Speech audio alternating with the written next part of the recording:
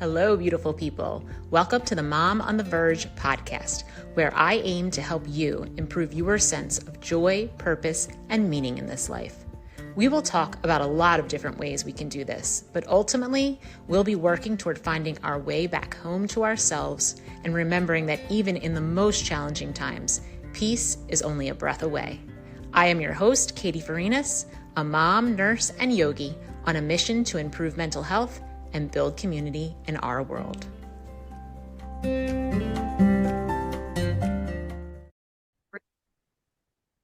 Everyone, welcome back. I am very excited for you to hear this episode.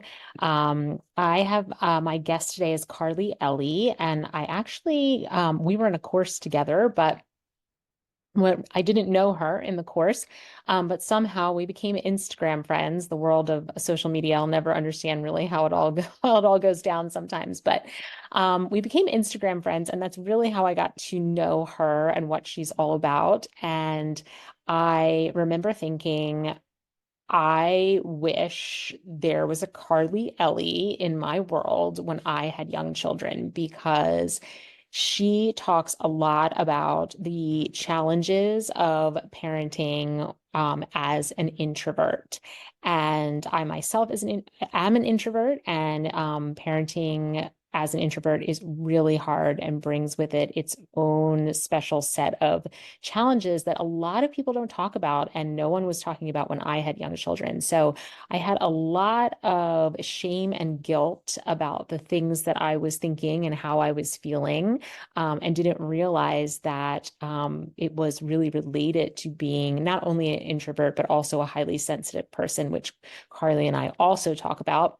Carly happens to also be neurodivergent. She has ADHD, but she didn't discover that until her own son was diagnosed. So she was well into her parenthood journey before she even realized she herself had ADHD.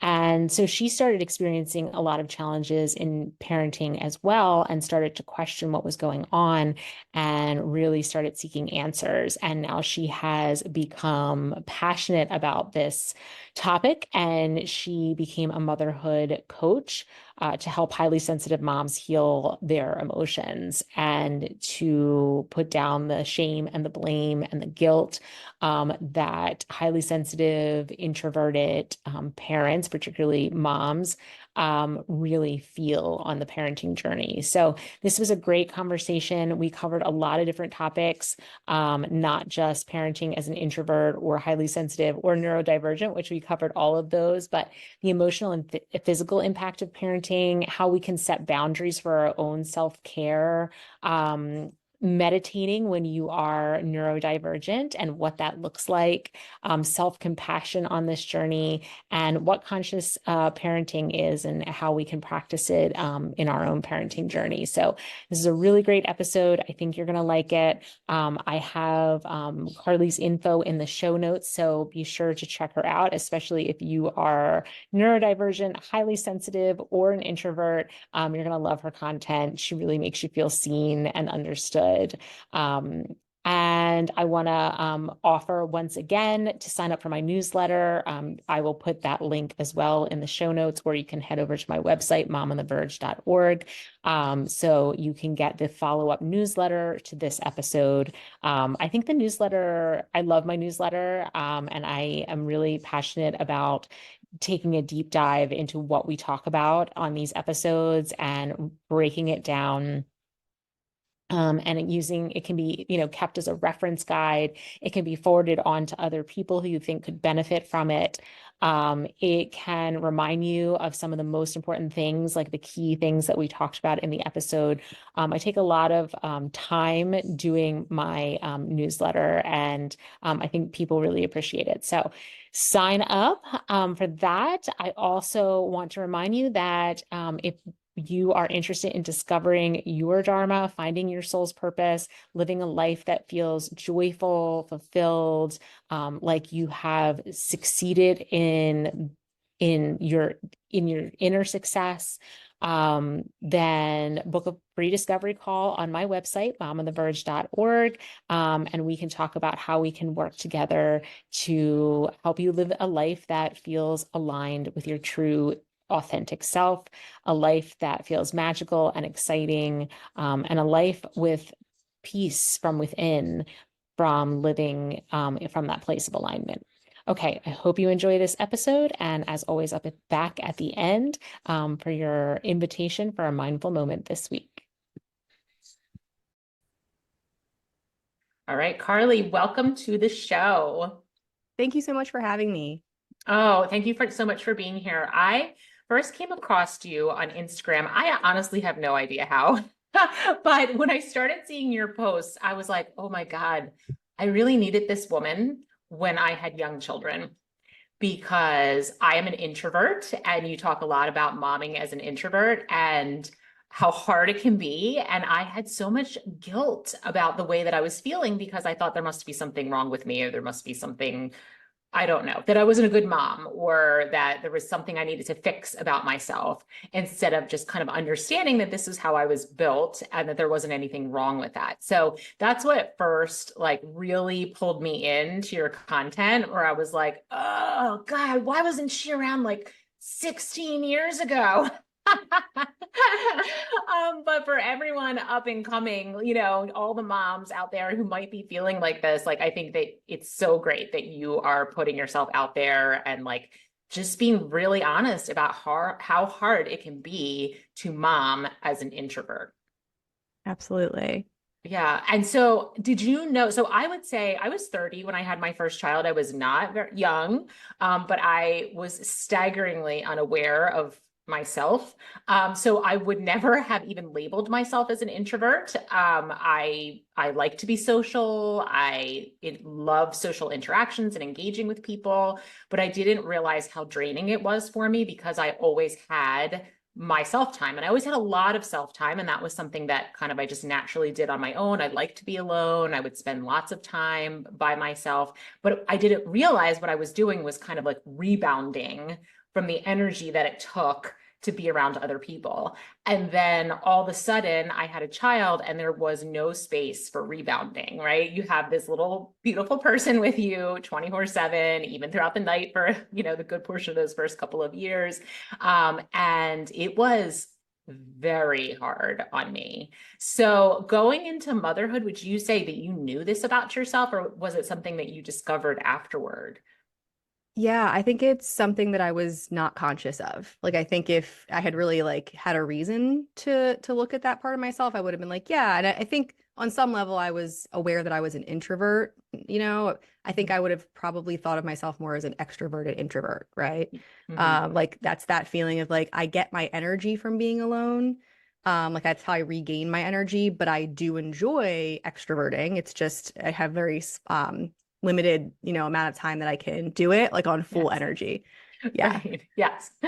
Yeah. There's only so much capacity for that. I'm laughing because I'm recognizing it so much. Yeah. There's only so much capacity before you need to kind of go back into your hole and re-energize yourself. Recuperate. Yes. Exactly. Yes. Yeah. And then I'd say like when I had my son, when I had my first child, I still didn't really recognize like what was happening.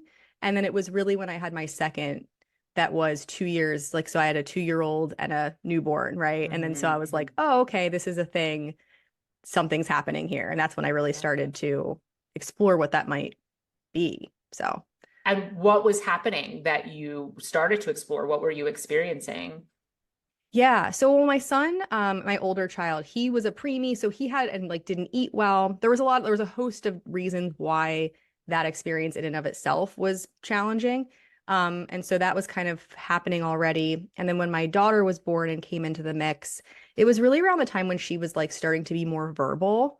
So that thing would happen, and if you have two small kids, where like they're both talking at Mm-hmm. you at the same time and you can't hear either of them, but they're like very impassioned about what they're trying to get through to you. And Yes.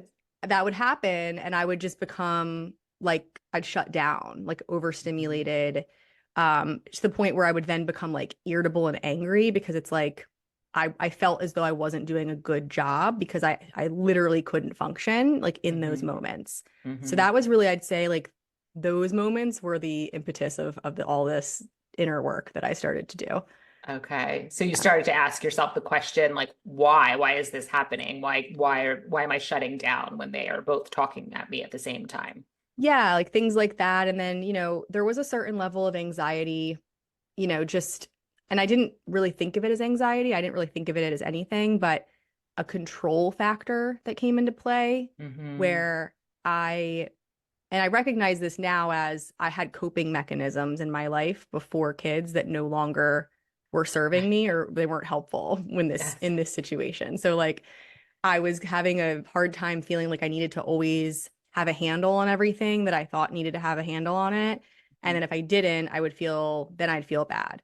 And then that would lead to Okay. the overstimulation. It was like just sort of a never ending, either things that I had to be doing or things that I needed to do like with my kids. And I just never felt like I was meeting either of those Yes. requirements. Yeah. Yes. Yeah. And that's the thing. I mean, especially in those young years, the kids they have so many needs. They're very needy, which is a normal part of, being a baby and a toddler and, even into the grade school years. But it felt so overwhelming. That's how I would describe it. I felt overwhelmed by their needs. And the constant talking. Both my kids are incredibly verbal. They started talking at an extremely young age and they never stopped. And and they Yes. honestly they probably got it from me because I can really talk, but they don't need the break. They don't need the pullback like I do. And so yes, the talking is incessant. And it actually I used to say it's like a jackhammer to my brain. That's what it felt like to me. Like someone was actually physically assaulting my brain for them to be constantly talking at me the way that they were. But then that led to a lot of feelings of guilt and shame because I was like, what is the matter with me? Like they're beautiful and they're not tantruming, they're not doing anything bad. They're just being beautiful children, and why do I feel like this? Why do I feel like I just want to run upstairs, lock myself in my room and barricade the door? And anyway, that started leading to more exploration. So Yes. yes, right. And I don't know if this is a mom thing or an introvert thing, but I could not tune them out. So my husband could tune them out in a sense that like they were going on and he literally was not hearing them. Where my sensitivity, either because I'm a mom or because I'm an introvert, or maybe a combination of both, I couldn't not hear them. So is that also your experience? Yeah, it definitely was. And it started, I think, and this is like you're right in both senses that it's both. Like biologically, right? Like as when they're babies, it's that thing where the baby's crying in the night and the husband wakes up and has no idea that you were up all night because the baby kept waking up. But as moms, we're like hypersensitive to those sounds for a purpose, biologically, like we Mm. need to be able to wake up and give them what they need. But then it kind of, I think, got to a certain point where it did sort of span.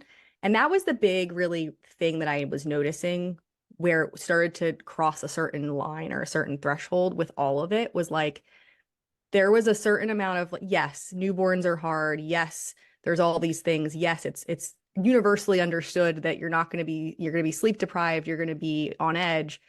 Postpartum, mental health disorders are a thing, right? But it's certain at a certain point there was my kids were 2 or 3 and 1 or something, and I was like, I feel like this is not getting better, and I've tried all this other stuff. But yeah, I had the same experience with where my husband doesn't, and I mean, love him to death, still Yeah. doesn't really Yeah. do it. But I think it's actually tactical at a certain point, not in a like malicious way, in a Okay. way of I'm highly sensitive, which that's a Mhm. whole nother, it's not just introversion. I've learned I'm highly sensitive, I'm neurodivergent. My brain feels like it can't filter out anything. So Yes. all sensory stimuli are of Yes. equal importance in my brain. So if my Okay. kids over here spewing nonsense because they're one and like I'm like, I have to pay attention to this. This is important. Yeah. And then somebody's over here, my other child talking, I think that's equally important. And then if I hear the radio in the background, my brain doesn't really know how to filter that out. And then with my husband, I've noticed I watched him at a certain point, like to see what he does. I'm curious, like what do other people do? And he waits. Like my kid will say, Daddy, Daddy. and he'll wait like 4 times before he acknowledges what they're saying. And it's almost like he's trained them to like, it's like he's actually creating that boundary and that space naturally, whereas I've had to like really focus in if I want to do that, Yes. Yeah. Oh my God. Everything you're saying, I am so resonating with. So I also am a highly sensitive person, which I did not realize until I was much later into my life. Like when I say much later, like 40s. And wild that you can't know these things about yourself. And I cannot filter out noises as well. And my husband will do the same thing. They'll be saying, they call him Papa, but Papa, Papa, Papa, Papa. And to me, it is like nails on a chalkboard that they keep repeating his name. I cannot not hear it. They're not even talking to me until I finally call my husband's name in a very irritated way. Yeah. And then because it's a physical sensation when both of your children are trying to talk to you at the same time and there's other noises going on in the environment and the dog is barking or whatever is happening, it's an actual physical pain for me that occurs inside my body that I want it to stop. And so I will say to my husband's name is Manny. I'm like, Manny.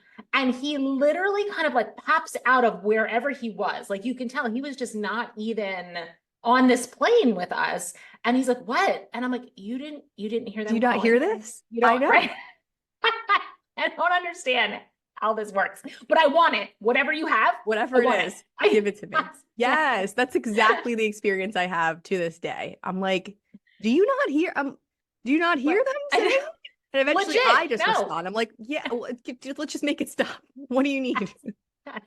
But you are right that he is training them because I'm a nurse and I work every third weekend. So since my kids were newborns, 3 months, whatever, I went back to work and he would be with them every, the full weekend, every third weekend. And on the weekends I was home, we would be all together. We'd be going someplace in the car and they're, and my husband turns to me and he's like, I don't understand. When I am with them on the weekend and it's just me, this does not happen. It's silent in the car. We just turn on the radio and that's it. And I'm like, yeah, because I respond to them. They've kind of learned like, oh, he's not going to respond. So why bother? Literally, we're the same person living the same life. That is exactly what happens. He says to me when he's alone with them, everything's cool. Like they have a vibe. They do things, they run errands and it's chill. And then it's like, I enter the house and everyone needs something all of a sudden. And like gets upset at me, like I can't go to the bathroom, but like when no one knows where he is and it's fine. Yes. Oh my God, it's so true. So then I was always like, well, maybe I'm meeting their needs too much. I was worried I wasn't meeting their needs enough. But anyway, it's complicated. It is very complicated. But all of this led to, and I want to talk about this neurodivergence piece because I've done a show on parenting neurodivergent children, but now we're flipping the script and talking about parenting as a neurodivergent person. So you were an adult before you realized that you were neurodivergent? Yeah. Okay. So funny story. I am a school psychologist. I've been doing that for over 10 years. And so a large piece of my job is actually evaluating children specifically for like autism, ADHD, learning disabilities. Okay. And so it's funny because I was apparently drawn to this work without ever having a thought in my brain that it could possibly be something that I have. Yeah. So it took until motherhood, specifically, like I said, around when my second was starting to talk a little bit. And I went and got myself an evaluation by a neuropsychologist. And they were like, yep, you definitely have ADHD. Okay. And I said, are you sure? Because I do this. Like, I don't really. And he basically told me, it's funny, but it's not funny. He was basically like, see this number here? I'm like, yeah, I know that number. He's like, yeah. So either you have ADHD or you have a traumatic brain injury. Like that's how much your attention is not there. So I was like, okay. And then I look back on my life and everything clicks in. I'm like, yeah, that tracks for sure. Yeah. So, yeah. And also as far as my son, sorry, I didn't mean to. No, keep going. Yeah. My son, like I said, we had a rough entry to the world with him. He was like very unhappy as a baby, colicky, didn't sleep, didn't eat. He's very extreme picky eater. Mhm. And now I like kind of look at it, the whole thing, and I'm like, okay, so this is usually runs in families. It appears at this point, I haven't had him evaluated formally, but I'm pretty positive that he is also neurodivergent. And so when I found this out about myself and then kind of was like starting to look at my child and the whole experience of like why Yeah. this is so hard for me, Yeah. I started to seek out information about like being a parent who's neurodivergent, parenting a neurodivergent kid. And Okay. there's really not much, no one's really talking about that. And I find it Mm. interesting because it does run in families, right? So like if you're talking about parenting a neurodivergent child, there's a pretty high likelihood that one or both parents is also going to have some level of Mhm. neurodivergent, right? And Mhm. Mhm. so it's sort of like the thing, and a big piece I've learned in general about myself in this whole experience is like anything that I'm trying to be a better parent, like any strategies, any coping skills, emotional regulation, I have to do it on me first. And that's not Yeah. just because I'm neurodivergent, that's in general, but especially because I'm also on the spectrum and ADHD. So, Yeah, that's yeah. very interesting. First of all, it's staggering that there would not be information out there or resources for people to parent a neurodivergent child as a neurodivergent adult, because you're right, it is so common. It is, I mean, it is so common that you're going to have that. So that is staggering. And I can even say in my own life, like my husband for sure has ADHD. Has he been diagnosed? No. I have a brother. I grew up with a brother with pretty severe ADHD. Like the man has ADHD. And my daughter is also a highly sensitive person, and she is also neurodivergent. And my son is also highly sensitive. And then at some point, I was like, well, damn, am I neurodivergent? I don't know. But maybe I'm just highly sensitive. But what I'm saying is, it is my father. Like, it is all in the family. And up until I would say, I mean, even in my brother's going to be 49 this year. And he was diagnosed as a child, but there still wasn't a ton available. There were some medications, there was, but it still wasn't great, the care that you could get or the help that you could get for ADHD. He also has Tourette's and OCD. So he has like kind of a compilation of things going on. But as we progressed, I think, the generation after that, there's been explosion Mhm. of treatment modalities for Mhm. people with different forms of not just ADHD, but all different forms of neurodivergence. So to say that we've really accepted this, we recognize it, we're treating it, but we're not giving the parents who also have these issues the tools that they need to parent their children is, wow, what a gap is what Yeah. I'm saying. What a gap in resources. Yeah, and I don't think it's, necessarily anyone's fault either. I think it's funny because it's like what's happening is many of us are realizing being late realized neurodivergent. Mhm. And then we're having children, and I think for me to connect those dots for myself, it took a Yeah. lot. So I Yeah. could see why there is a gap there because there's no lack of awareness a lot of times in the parent themselves that they might have this going on or that this is why this might feel so hard. And I think it's not easier, but more evident to go, oh, well, my child, they're neurodivergent. So that's why this is hard. Yeah. Right. And then focus Hmm. on your child because that's another conversation as to why we always need to Yeah. be focused on, everything's for our kids. Yeah. But really we need to be whole for that to Yes. work out. So Yes. yeah. Yes. So you came to this realization, and then what? What did you find your own strategies to help you parent in this Yeah. situation? Yeah, this is a good question. So so I had a really great evaluator, like a neuropsych, like I said, like renowned, trusted, do the evaluation, comes back with the diagnosis, and I say, great. That helps to, I mean, there is a level of comfort in like, okay, there's a reason for this. Mhm. Great. What do I do about that? And he's like, okay, well, medication. I'm like, okay. I was looking for a therapist, I guess, or some Mhm. mental health professional. who was specifically able to talk with, to support a neurodivergent, a late diagnosed woman, mother with this. And he didn't have anything for me. Yeah. It was wild. I was like, you don't, nothing? He's like, not a thing. I'm like, great. I'm like, well, why is this so hard for me now? And I asked that question, like, why now is this now? He's like, well, and it was interesting because he explained like, and I didn't make this connection. He's like, you know how you have trouble focusing?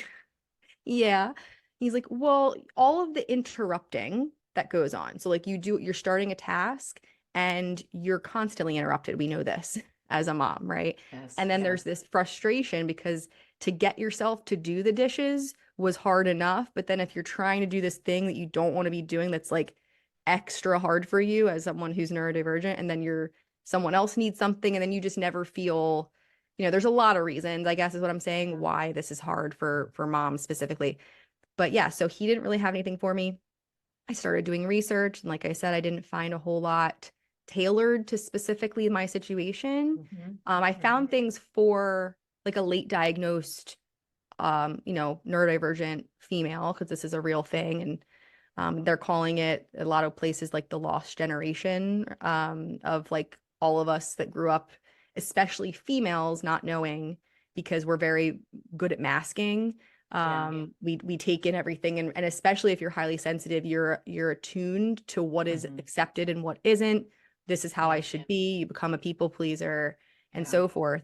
And so basically, yeah, this led me on what I would say was, I mean, really, I'm now grateful for this experience because I did have to go out at my own way. And that process was essentially like an awakening for me. I call it like, this was like my activation, my catalyst for a level of self-development and growth that I may have never come to on my own without this kind of playing out this way. So since then, the kind of things that have been most helpful are, this is kind of where I ended up being a coach, because I kind of developed my own kind of mishmash of methodologies and strategies, because I found that some things were helpful but then not forever, right? It was like, it wasn't bringing me into full wholeness. It was kind of more of like coping mechanisms, right? I did try medication. That was helpful. That's funny because that was helpful in some ways and not helpful in others. Like, this is a thing, I guess, because I think others have had this experience. You take ADHD medication, and then the ADHD medication helps the attention, and then it makes your autism amp up. So now you're like able to focus, but you're like the rigidity and like needing things to be a certain way, control stuff, and the sensory stuff can start to be worse. Okay. So I didn't know that. And that's a common side effect of the I mean, I don't think medication? it's documented, like necessarily, I think it's just an experiential thing that some of us have expressed. I've seen it on like forums and stuff where people are like, yeah, it really brought out my autism a lot more. Okay. And so I am on the spectrum, but the ADHD was more prevalent, but then it kind of just like tipped it where it was now we're working with both, Right. more on a daily basis. And yeah, I mean, so that was the first kind of line of treatment. Right. Like I said, I'm a psychologist, so I went, I tried finding therapists, and then all the things, right? Like exercise and meditation. And I'd say meditation was really getting into that was the doorway for me finding a lot more of the other like somatic and spiritual resources and practices that have really like helped me the most. So Okay. yeah, Okay. So I have like a couple of questions. go So, for it. very interesting what you're A saying lot. about the medication. So my brother, they trialed him on medications, and it was a disaster. My mom said it was, and he is also on the, autism spectrum. And he has never been able to take medications like for his ADHD. They just don't work for him because he has all of these side effects, like mental health side effects, so that's very interesting that you're saying that. I know some people, I don't want to scare anyone away from medication. I know some people use it and do great on it, and it's really helpful for them, but just to know that, this is something that's out there. So if you take medication and then you have this experience, you're not alone, I guess is what I'm trying to say. Yes, absolutely. And then meditation, that's very interesting to me because if you've listened to other episodes, you know, I'm a yoga teacher and a huge meditator, and I facilitate meditation, and it's been had a profound impact on my life. But I would think, and what I've actually heard from people in the past with ADHD is that I cannot meditate. I can't sit Mm. still. I can't focus. Like it's just not for me. And I've actually talked to people who have ADHD about walking meditations or like moving meditations in some way to try to help them get the benefits of it without what they explain as to be like extreme discomfort having to sit Mm. still and meditate. So, what is your experience with that? Yeah, it's a really interesting question because I work with I tend to work with mostly neurodivergent moms, you know, late diagnosed Mhm. or otherwise, and same, like they come to work with me and they're like, this is I can't, this is hard. I sit down and I try and then it just doesn't work, or you know, I've tried it before and I can't get into it. And I used to be that way too, so I can totally understand that. I think there's a few things. I think one of the main things is that, and you know this, like when people think of meditation, yes, it can be a wonderful tool for relaxation, but in a lot of ways, it's a tool to help you become more comfortable experiencing and Mhm. feeling yourself and being with yourself, right? On Yeah. a deeper level. Most of us in general in our society aren't comfortable with that kind of space to just Mhm. be with ourselves and our thoughts.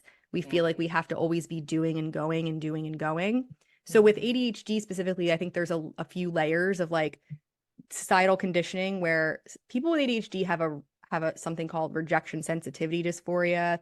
We're very sensitive to criticism. So we usually spend Mhm. a lot of our lives overdoing things and being perfectionist and feeling like we need to perform a lot of the time. Mhm. And so Mhm. something like sitting with your thoughts doesn't feel comfortable, right? Yeah. Yes. Especially for us. And then the other side of it is, yeah, like the thoughts that do come in, I think people have a misconception that you're supposed to just not have any thoughts. And on a certain like when you get to a certain point, it's it's not that you're not having thoughts, it's a different type of thinking that's going on. It's much more like you're transcending the normal level of thought that we have Mhm. on our in our heads all the time. But that's not really the point either. The point is really to Mhm. just allow the thoughts to come in and to just release them as Yeah. they come in and just not have to focus on them. So I think that's probably part of like there's just a misunderstanding a little bit around Mhm. it. Mhm. The other thing I would say is that it's true in a lot of ways that it is technically at first harder for someone with ADHD to practice meditation, but actually it's one of the best tools for people with ADHD. Like if anyone's meditating, it should be people with ADHD because it actually Yeah. helps to create new neural pathways Yeah. that basically can help alleviate a lot of the stuff we struggle with as an ADHD person. Okay, that's good to know. That is good to know because even like my husband, I've tried to get him into meditation forever, and he's like, "Are you kidding me? I can't sit still for 2 seconds." And he really can't. Like, I mean, if we're on the couch trying to watch a movie and snuggled up together, he moves like every 10 seconds. I'm like, "Oh my God, I gotta move to the other side of the couch. You're like driving me crazy." He can't sit still. And it's like his body and his mind are operating at the also doing the same thing is I guess what I'm trying to say. Like the way he can't physically be still, it's like his mind can't slow down and be still either. And then you're right, when he sits and it's quiet and he has no distraction and you can really see those racing thoughts, Hmm. then it starts to become, and you haven't learned to like detach from the thoughts, because I think that's kind of what you're talking about is this like, okay, the thoughts are there, but you're not engaged with them. They're not eliciting any type of emotional response. You're not spiraling. They're just literally like words going across a movie screen. Like you can just like see them. But if you Yes. haven't learned to detach in that way, now you're going down the rabbit hole. Right. Well, and then Yeah. with what I've heard from my clients specifically too, is this like feeling of, so I think I'm off here. I've lost it. I'm now just thinking about something, right? They Yeah. realize that, and rather than just going back in and starting anew and you know being okay with that, we then beat ourselves up about the Yeah. fact that that happened. Like, oh, I'm Hmm. so bad at this, right? Yeah. And when you're in a meditative state, like you are forming new neural pathways in that different brain wave state. So, Hmm. I mean, you know, if you go into it thinking like I suck at this, and then you're in it and you're kind of starting to like get into a theta brainwave state, and then you think, oh, I'm so bad at this, like you're whatever you think, you're right. You know what I mean? Right, right, So it's right. just going to Yeah, lock that in absolutely. for you even Yeah. more. You really have to have a level of self-compassion when you're doing it that, Hmm. you know, that's, I'd say before you even try to meditate, like try to cultivate some type of practice that helps your, you know, this in itself helps with self-compassion, but like you really need to kind of go into it knowing that that's going to happen. You're Yeah. going to think thoughts and Yeah. that it's okay and normal for that to happen. So then when your clients come to you, if they are the person who's like, no way, like I can't A, sit still, I can't be with my thoughts. How do you walk them through that? And do you recommend some sort of moving meditation in the beginning, or do you go straight to a sitting meditation?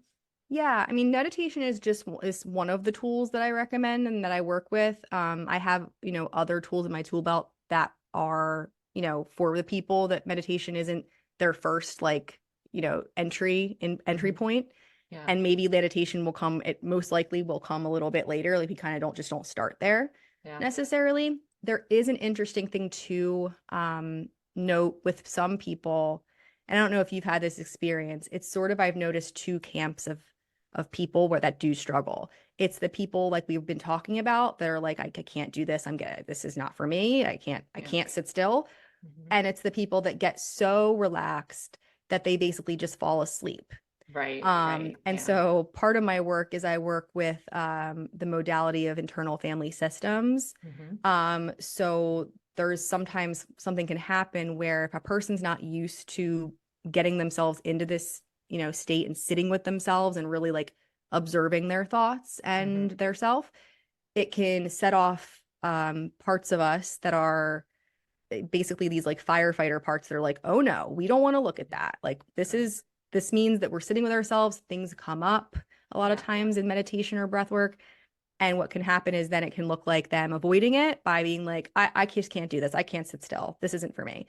Or falling asleep, which then is like they're just basically like going Yeah. literally unconscious so that they don't have to be in that state, Yes, right? yes. And then there's even another side of it, which isn't usually my clients, but it's the spiritual, almost like a spiritual bypassing thing where they just like always want to be Yeah, in meditation or breath work because that like helps to like soothe all of right. the stuff that's coming up. Yeah, So you feel like you're really working with it, but you're really just kind of like bypassing it. So yeah. when I do have clients that are less experienced, most of them honestly are less experienced with meditation when we start working together, but I kind of my entry point for pretty much everyone is more focused on nervous system regulation at a baseline level. So yes, that can include meditation and like little practices around that, but it's a lot of like somatic movement. It's a lot Mhm. of breath work and like really becoming just like body, like aware of your body, Yeah. slowing down, you know, and just kind of like Hmm. there needs to be a level of okayness with just being with yourself, like recognizing your body, checking in with yourself throughout the day, right? Like noticing certain things in your sensory awareness. And then usually that's kind of the gateway we move into more subconscious and meditative Okay. practices. Yeah. That makes sense. Yeah, because I'm assuming women are coming in with a pretty hyper vigilant, hyperactive nervous system. And so that's what I'm saying. To ask somebody like that who's really in a hyper vigilant state to just sit down and meditate seems really impossible. I can understand why people are like, no way, I can't do that. But if you can bring that baseline of their nervous system down and then that leading that into meditation, I think that's a beautiful, way of doing it. And probably makes it feel a lot more accessible to your clients. Absolutely. Yeah. I mean, I developed that kind of method based on my own needs because I was noticing it was like it was, you know, what I was finding was very like, okay, and then we meditate for an hour. And I'm like, well, okay, but I don't know how to do that. And also I'm a mom. So like I can't just drop everything and meditate Right. for an hour every time I'm activated, you know? Yeah, yeah. So okay, so let's go back. So you Yeah. you get diagnosed, you try the medication, doesn't work, then you start diving into these other practices. Did you find them on your own? Did you just did some research on your own and started like playing with them by yourself? Yeah, I mean, I honestly, this kind of leads into like my rediscovery of my spirituality because it all really very much happened and came together in a very divinely led way, is what it Mhm. felt like. It's a lot of different moving parts and synchronicities kind of came together. Um, Essentially, I found a couple of like teachers and mentors that I resonated with, who that's kind of how the meditation came into play. Kathy Heller, I think you were in her group as Yes, well. yes, yes. So, and I resonated, she felt very much like accessible. A lot of Hmm. times with spirituality and in meditation, I think there was a level of being removed from it where I was like, yeah, it seems a little like out there for me. Yeah. So when Hmm. I was able to find some people that felt like I could relate to them a little bit, Hmm. that's kind of how meditation came in as I started to sit with myself and just kind of slow down, and develop a little bit, just like a little bit of space and like separation between my ego thoughts and my higher self and my soul and what Yeah. who I Yeah. really am, and come back Right. to that. Yeah. Because, life in general, but then becoming a mom, it's just like I was like, my identity was floating around. So Yeah. as I kind of started to be like, okay, I think this feels better than what I've been doing, that's sort of when I discovered the subconscious reprogramming.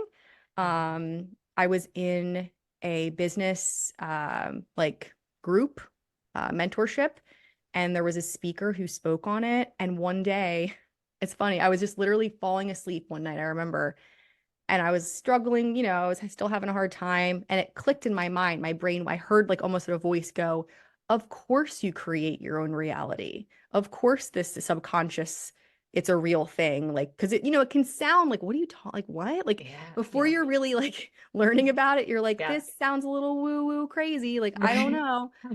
And I was always very skeptical. I come from an academic background. So, like, Right. it's almost like it had to go in and then, like, sit there and marinate in my mind. Right.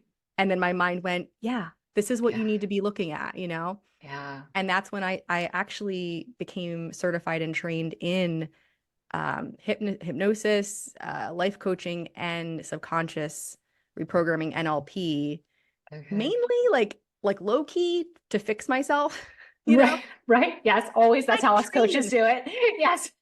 It'll be for other people too, but it'll be for me first. Yes. Yes. And that's kind of how it all began. And then I've just discovered all these other, the inner child work and all these things that were, I come again from psychology. Like there's very little emphasis on, there's a whole other world of ways and healing modalities that I didn't have any awareness of. And Yeah. so that's really how it all wove together. Yeah. Well, that's amazing. I mean, I love that because, you did what I think a lot of coaches do, which is you needed to heal yourself and then you took that learning and now you're paying it forward and helping other people, which is a beautiful thing. It really is. And it's why I love coaches because that's what they do. They heal themselves so they can heal the world. And I think that that's just the best, the absolute best.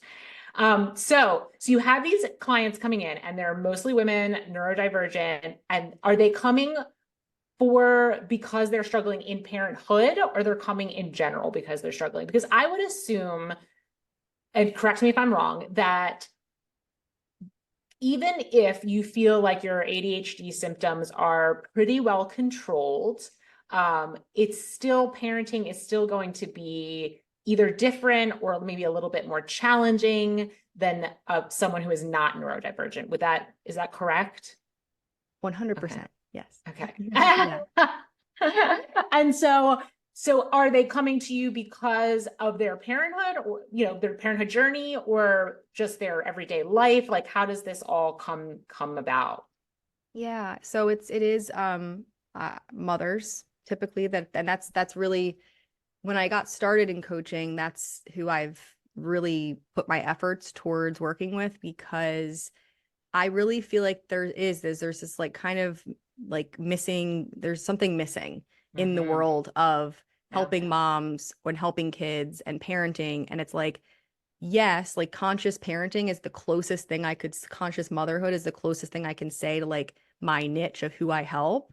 Mm-hmm. But it's sort of not in the way that I think, we tend to look at it. Like it's like I want to help moms because moms um are dealing with a very specific set of wounds, right? That when they go into motherhood and when they do realize, this is hard for me, something's off. Most of us, and I did this too, my story involves that as well, like going straight to, well, how do I be a better parent? What strategies can I use? If I just know how to talk to my kid well, if I know how to like, help them validate their feelings and regulate their emotions, then it'll be good and I'll feel better and then we'll be fine. And it was like I was trained in this. Like I know how to, deal with children's behavior and I know how to use these strategies, but there was a missing piece. It wasn't an integrity. It was like I was validating my kid, but then I still felt like that's not true. Like Right. it's okay to be angry, but meanwhile I'm over here and it is not okay to be angry, Right. you know? And so Mm-hmm. there's just this kind of there's this level of working with yourself. And really, it's you can be neurodivergent, you cannot be neurodivergent. At the end of the day, we're working, we're running off of programs that were instilled in us when we were children. Mm-hmm. So until you look at that stuff within yourself and let go of it, like look at it, which is scary, but then let go of it and come into yourself as not only a mom, but as a person, as a Mm-hmm. woman, Mm-hmm. you really are functioning as though it's like a child raising another child. And Yeah. that's what I really did find that to be true for me. It was like I didn't really feel like the adult, like Yeah. when your kid's triggering something in you, and I think a lot of us had this experience where like you just flash to like you're irrational now. Like Yeah. they don't want to eat their dinner that you've cooked and you're like pissed. And as a psychologist, like as a child, like I knew that this is developmentally appropriate, and yet Right. I was just so triggered. And I went, there's something going on here. And Yeah. there's a lot going on. And so Yeah. really it's like my work is focused on moms for that reason of like we're healing ourselves so Mm-hmm. that we can help our children experience less need for that as they grow up. It's Right. like a Yeah. generational healing. Yeah. Yeah. Yeah. I know. I was just on a girls' trip with this past weekend, and I forget what my girlfriend and I were talking about, and I was like, yeah, I mean, you get through childhood and then all of adulthood is just healing from childhood. Like, and A little bit. even a little bit, right? And like our parents were just humans doing the best that they can. And some did better than others, and whatever the case may be with everybody has their own unique experience of childhood. But if you're raised by a human, which all of us are, they are fallible people, just like we are. And they couldn't always meet all our needs. And so there's a lot of healing that has to come into play as an adult. And I think for motherhood is a catalyst for that healing because, you know, I, at least me personally, and I know a lot of women that I've talked to, we're coasting along, right? We get to adulthood, we feel autonomous, we've got our jobs, we've got our partners, we've got our whatever we got, right? We're living our life, we're engaging in things that we like to do. It's all good, right? We're not even thinking about our childhood. And then we have a child, and something about having a child brings forth all this stuff that was there all along, but you didn't even know that it was there. All of a sudden, it's coming out, it's coming out, it's coming out. And so our kids like grow us as much as, if we allow them to, grow us as much as we help them to grow. And it's just this huge catalyst for growth becoming a mom. Absolutely. Yeah, that's exactly how I would describe it. It's this catalyst and it's our kids are a mirror in so many Mm-hmm. ways, like really Yeah. literally. And if you the things that annoy you the most about them, that's where the juice is. Like that's the deepest place in yourself that there's something that needs to be looked at and healed and worked on. And like really it's our inner child, our inner teenager, our inner child is like pissed. It's like upset because there's this phenomenon where our parents, like, yes, they did the best they could, absolutely. And now we're coming into a generation of, we're like the in-between generation. I heard somebody term it. It's like we recognize that we want to do things differently based on just, the research, the new knowledge that we have. We're consciously, like, as a like collectively becoming more conscious. Mm-hmm. It's just what's happening is on the planet. And Mm-hmm. so we want this for our kids, and we don't have a model of how to do it Yeah. in that way. And so then we Mm-hmm. get like frustrated. So we're having to basically reparent ourselves at the same time as we Yeah. are trying to consciously parent our kids. And that is a task. And so, and then it can, like, it just feeds into each other. Like, you feel bad that you're Yeah. not doing good enough, but then that's also just another place of wounding to look at, because you at the end of the day, like, your kids won't survive you. Like, Right. your kids will still have their own stuff. The Yes. point is that uh you know they're coming from a model, a little bit more of a model of like self-love and like being self-actualized Yeah. and all of that than that we did, essentially. Yeah, absolutely they are, because I look at this generation. I have a teenager, and I'm blown away by them, and how much self-realization they have, and how much awareness they have. I mean, I was not like that at all. Right. So, hopefully they can even do better than we're doing, right? Because maybe they have less healing to do, and so they can even do a better job with the next generation. But like, I think I agree with you. Like, there's no way we're getting through childhood without some form of wounds and trauma and healing that needs to be done in adulthood. But if we can parent differently, if we can parent from a place of more peace and more calm and more ease and more self-love and more compassion, we can raise a very different generation that's ever been raised before. But you're right, there is no model. And so I have been trying to do this, and I'm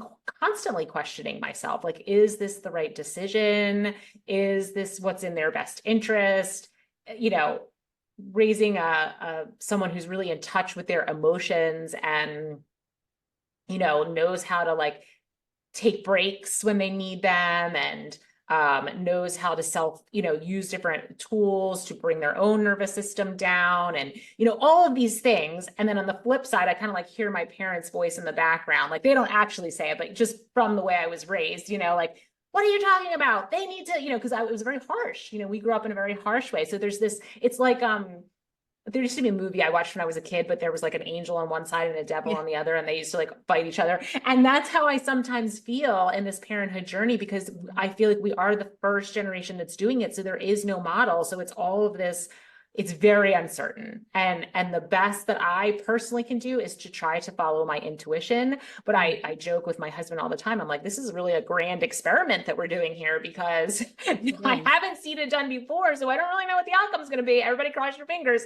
I think I'm doing the best, but it's hard. It's really hard for this generation of parents. Yeah, no, it absolutely that resonates a lot, as far as like the having your parent in the back of your mind, like, while you're trying to do the things differently, because it's Yeah. true. It's it's these patterns run deep. These patterns run not just our parents, like No. generations, like Yes. hundreds of years, like Yes. forever until now. We're Yeah. literally breaking a pattern that's been running in the background of our lives forever. Yeah. So, number one, that makes sense. Like, right, this is hard because it's objectively a big deal what we're doing. Mhm. And number two, like, I have the same thing happen. And recently I kind of had this breakthrough of like, my son is tough. Like, he is a strong-willed neurodivergent child. I am a neurodivergent person, and I was that way also, but less expressed, let's just Mhm. say, because I wasn't Mhm. really feeling like I could be. But Mhm. my son is very comfortable, which I choose to look at as a testament to my loving acceptance and awareness and consciousness. However, it is really hard sometimes. And I sometimes feel this pressure, or I did, and I'm hoping that's kind of dissipating, but this pressure of like, well, it's just, he has so many intense emotions and intense needs, and I do too. And sometimes it's like funny, because we're like the same, but like mirror opposites. Like, he's a sensory seeker, so he needs to be touching me all the time, and like touching stuff, and can't Yeah. whatever. Yeah. And I am a sensory avoider in a lot of ways where I'm like, I don't just like a little hair on my arm. I'm like, ugh. Yeah. So, but he needs me to not, to be able to meet him where he is. So Right. things like that. And we put so much pressure on ourselves. And the other day I went, actually, my true belief is that we are brought here. Our kids they choose us. That's what I Hmm. believe. I believe And that that too.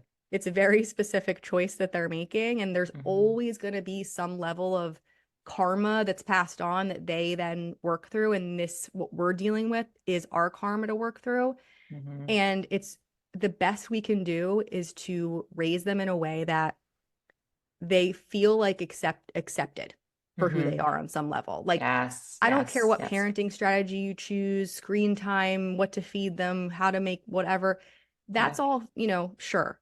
But at the end of the day, like if you can only focus on one thing, it's just when your kid walks into the room, before you criticize them about something, well, they didn't do this, their hair's a mess, whatever, Hmm. look them in the eye, and if they can know that they're appreciated for who they are, Hmm. like that goes well beyond all of the other stuff, and you've I love done that. your job, because and you know that you're also going to be there when they're an adult and they're Mhm. going through this awakening for themselves, and Yeah. they say, mom, like that they can come to you and be like, yeah, I've been doing the inner work, and I realized this moment in my childhood has really been, it's a wound and it's Yeah. because you did this way and I felt Yeah. this way. And we're going to Yeah. go, shit, Yeah. that Sorry. is a real experience you had.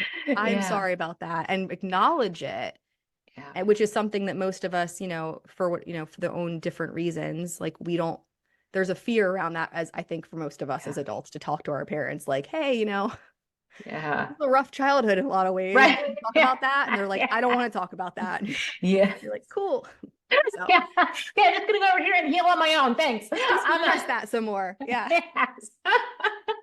No, Yeah. that's so true. First of all, I think that parents now have a harder job than ever. I mean, parenting was always hard, but it is so much harder now because we are trying to do it in a more conscious way. So instead of, expressions I heard growing up where it was like, my way or the highway, do as I say, not as I do, keep your mouth shut, get out from under my feet. Like these were common. Like every parent said this, right? This Yeah. is just the way parents parent it.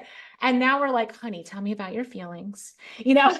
And Right. feeling as a highly sensitive person, this is Yeah. another challenge for me, and I think probably for most people who are very sensitive and mothers in general, because mothers are just mothers, whether you're highly sensitive or not, is not feeling the weight of your child's emotions, right? So Mhm. it can be very painful when your child is having a painful emotional experience. It's very hard to detach from that, and you still be there, to do what you need to do as a parent, but not like carry it with you.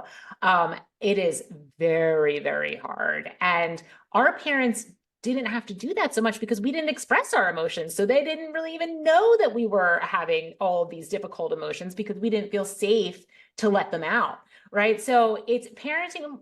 Motherhood now, parenting in general, but particularly motherhood right now, is the hardest it has ever been. So I think, there's a lot of weight and expectations placed on moms. And I think you saying that, I think that's so perfect what you said about like, if you can only focus on one thing, just letting them know that you love them and accept them for exactly who they are and the way that they are. And we can all have preferences, right? We can wish our kid maybe wasn't throwing the tantrum, or we can wish that they maybe weren't so highly sensitive. I mean, I joke and they all know it's a joke. I'm like, guys, there's just too many emotions in this house. Like we all need to just calm down. Like we can all have preferences and think like maybe things would be easier if our child wasn't this way or was this way, but they are. And so you love them for who they are and allow them to know that they're loved for who they are, I think is the biggest, like, lifelong gift that we could ever give our kids. Yeah. So I love that you said that. But I also want to ask another question about something you said. You were saying how your son is like very sensory and wanting to touch things all the time, and you're very not sensory. My daughter's like that. Like, oof, the sensory issues are fierce. And how, as a parent, do you, because you should be able to create boundaries too, right? Like you should be able to say, this is okay and this is not okay. But as a mom, that's so hard, right? Everywhere else in your life, you're probably like, yeah, don't touch me. Like that's my boundary. But when it comes to your child, how do you honor and respect your own needs while also trying to meet the needs of your child? Yeah, that's a good question. I mean, my son is 5. He'll be 6 next 2 months from now. Okay. So, but he's highly intelligent, and that's another, one of the fun things we've got in common is like we're very cerebral, and so he can read. He reads at like an 8th grade level. It's like wild. So I'm lucky in the sense that I can speak to him relatively Mm, candidly at this point. Like it's a new, just, okay. a new level we've reached where there are moments when, I think the other day I was explaining to him, oh yeah. So let's just say we were at a like an arcade, right? It was an arcade, it has bowling, we were doing a fun day, and we did all the things for like 3 hours, and it was overstimulating as hell for Yeah, me. yeah, And we yeah. go to Sounds like leave, a nightmare. literal Yeah. nightmare, right? Like all the Total bouncy, nightmare. Yeah. all the jump Yeah. places. That's my life, right? Oh My my world gosh. right now. I'm trying Yes, to I remember doing my those best. days. Oh yeah, it's so hard. So, but it was like a nice, I had a mommy, son date. Yeah. And so we left though, and he didn't get to have like a prize or whatever. He didn't get tickets. And so we walked out, and Okay. my son is, it's like another thing of ADHD is we are very like, it's either now or it's not now. There's like Hmm. a hard thing where we have a hard time associating, like, I just had a great time. And then it's like, there's this one thing that sucks at the end. And now Hmm. I'm flooded with emotion. So Yeah. he obviously, like, he was upset and he was crying and blah, blah, blah. We get in the car, and I'm frustrated. He's highly sensitive. So this is another kind of nuance, is like he Yeah. picks up, even if I don't say anything necessarily, he Yes. feels my energy that I'm annoyed Yes. and upset with him. Yeah. And I wasn't upset with him. I was overstimulated. And so anyway, so we're Yeah. driving away, and I could tell, he's like, because he's been saying a thing lately, it's heartbreaking. He can feel that energy, he goes, it feels like you don't love me when you're mad, and I'm like, I get that. And then I went, you know what, bud? I was feeling a little frustrated. Do you want to know why? And he says, yeah, yeah, tell me. And I'm like, well, we were in that place that was really fun. I was like, but it was a lot. It was all, Yeah. lights, and he started like hysterically laughing. Like he was like that in his brain clicked of like, I Yeah. get that. I understand Right. that. Even if Yeah. I don't feel that. He isn't Yeah. aware of himself. I think he does get overstimulated by stuff like that, but he can't Yeah. express it. He just Yeah. gets dysregulated. And Hmm. so I said that, and that clicked, right? Yeah. Another example is like, yeah, I mean, I'm also on the spectrum. And so my playing is hard for me, right? Like Hmm. pretend playing can be hard for Hmm. me. So him and my 3-year-old wanted to play the other day, and they're explaining this game. You know how kids explain games? It makes no fucking sense. Like you're Right. like, I Right. don't know who's doing what over where. What am I? And that's how I was feeling. I was like, I don't know what you just said. And then they're like mad at me because I don't understand, Yeah. And I'm like, I said, Ashton, listen, bud, you know how like sometimes you tell me you don't like to play, like you don't have an imagination, is what he says. Like, I don't like that. Yeah. I'm Yeah. like, I'm that way too. I'm like, I don't understand. You have to tell me exactly what you want me to do. And so it's like that kind of thing where I'm kind of open with him at this point. If his leg is brushing my leg as we're reading a story and it feels weird and I move away, I just tell him like, that tickles me. I don't like how it feels. Yeah. And I just try to be as honest as I can. Yeah. Um, and when it comes to boundaries in general, like not neurodivergent or not, like going to the bathroom by yourself, that's, Right. hard for all of us when we have little kids. And Yeah. I do set a boundary, like I close and I lock the door, and I'm like, I Yeah. mean, you can't do that with a baby, but like, you're okay. Your dad is in the house, of Right. course, doing his thing. Nobody cares. And it's like, I need this right now. Like I'm taking privacy. I've found the two that if I can, it's hard, but if I can detach my emotions from it enough to go, this is objectively just something, not necessarily a reason to like be mad at them or mad at me or whatever. And I can Right. just say the boundary without that, Yeah. it's a lot more helpful. Because if I'm, the problem really just comes in when you're like, they sense that you're mad at them Yeah. for whatever it is that you don't want them to do, right? Yeah. So Yeah. if you could just say it like, this is a need I have, and then, helping them to learn boundaries for themselves too. But Yeah. it's definitely it's a process. Yes, it is. It is. And I like the way, you're using the comparison where you're saying, you this, well, I this, so because then they can kind of get it more. They can kind of understand it more. And my daughter, again, highly sensitive, same exact thing when she was little. She would know when I was anything other than happy. And what's wrong? What's the matter? I had not said anything. I had not raised my voice. There was no yelling. There was nothing. I was silent. And she would know right away. And it is wild because you're trying to, I remember those places. Oh my God. Oh, so sensory overload, the lights and the noise and the kids and the whatever. And you're like just trying to get through it because it's a fun thing to do with your kid, theoretically fun. I put that in air quotes. For Um, them. Yes. but they're having fun. Yeah. But the same thing, I would come out and I would be so dysregulated myself. Oh, are you there? You look frozen. Yeah. You're I think we okay. We're lost back. Carly. Oh, you're back. Okay. Yeah. Sorry. But I would be so dysregulated myself that it was like, I just like needed a minute to come down. But then, it's and it was Oh, it yeah. was it was so hard. I definitely tell you that my kids now are my daughter will be 16 in September and my son will be 11 in October. And I enjoy parenting a lot more now than I did when they were little. When they're little and you are very challenged by sensory overload, it is that's all it is when they're little, is sensory overload. So it'll get easier. Yeah. No, I can actually, I'm starting to see a small light here. And it's time also speeding up, which is not a thing I knew. I think the more like work I do and also the more they grow, I'm like, Yeah. oh, this is kind of getting a little sad, that they're growing and they're Yeah. but I hear you. Yeah. And I think our kids are like the same age gap. And Yeah. one in Oh, yeah. October and one in September. My son is September 17th and my daughter is October 10th. Wait, who's September 17th? My son, my 5-year-old. My Okay, so your oldest. My oldest is September 17th. Really? Yes. And then What? my son is October 19th.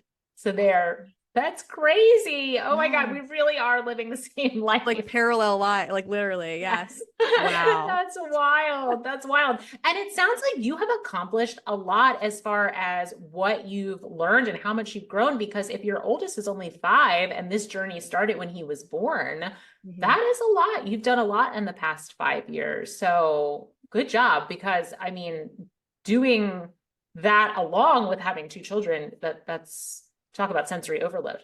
I mean, Yeah. when my kids were young, I worked part-time and I really didn't do anything other than that, other than take care of them, obviously, and work part-time because I felt like I couldn't handle more than that. And I felt like that was part of all this, like the part of the sensory overload, part of the introverted way that I have that needed like a lot of quiet time and reflection. So that's amazing though. You've accomplished a lot in 5 years. Thanks. Yeah, I mean, I honestly like feel like this is my like my karma dharma for my lifetime. It sort of feels that's how it feels. Like it feels like I basically in a lot of ways, my life began like truly in my own on my own terms, like understanding myself and who I am, and that was only brought about because of like this amazing, strong-willed child that I birthed into the world. And, Yes. like but yeah, that's kind of why I'm so passionate about it because I know that even for me, even though it's, my son's only 5, if I had known like kind of a little bit more and had a path kind of like lit up for me a little bit Yeah. before that, maybe he could have been 3 and I would have been like, okay, like I have a way to come home and back to myself. Yeah. But yeah. Yeah. Yeah. I know again, my daughter, she is a little different because she really was my awakener as well. But when she was young, like little, like your kids, she Mhm. hid it very well. I mean, there were certain things I knew she was highly sensitive. There were certain things I would see here and there, but honestly, she was a master hider, a master hider. Yeah. I mean, I think it's a female thing, I feel like, because it's less accepted or less expected by society for girls to display anything. Yeah. Other than Really. being a good girl, right? Yeah. Right. Happy, good, all Like that. boys are like, my son, and we both have, ADHD or whatever, but like he's like all over he's more hyperactive where I was more inattentive. Yeah. And then even with the sensitivity thing, like there are people that are more like almost like psychically sensitive, like how we're kind of describing of like they can feel others' Hmm. emotions. And then there's Yeah. more people that are like, I am just like really sensitive to my environment all the time and the things that are going on. Like, so there's a big Yeah. spectrum, I think, too. Yeah, absolutely. Absolutely. Well, thank you so much for being here. I think the work that you're doing is so important. And I hope that more people start popping up like you who can help neurodivergent parents parent with more ease and be able to have more joy in the process and drop all the like the shame and the guilt and all the negative feelings because they think that there's something quote unquote wrong with them. It really sucks the joy out of parenthood. So I think you're allowing a lot of women to parent with a lot more joy and ease, and I thank you for that. Absolutely. Thank you for saying that. And thank you for having me. This was really, really great. It was. I'm so glad we connected. Me too. All right, well, send me all your stuff. I will put it Yeah, in the show notes. And maybe we'll connect another time in the future. I would love to. All absolutely. Sounds good. I'll send right. that over to you. All All right. right. All right. Bye, Thanks. Carly. Bye. Bye.